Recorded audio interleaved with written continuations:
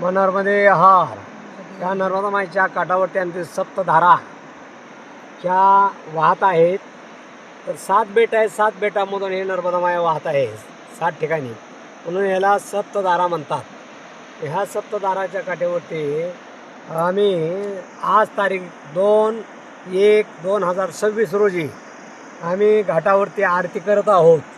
मग नर्मदे हार आली का?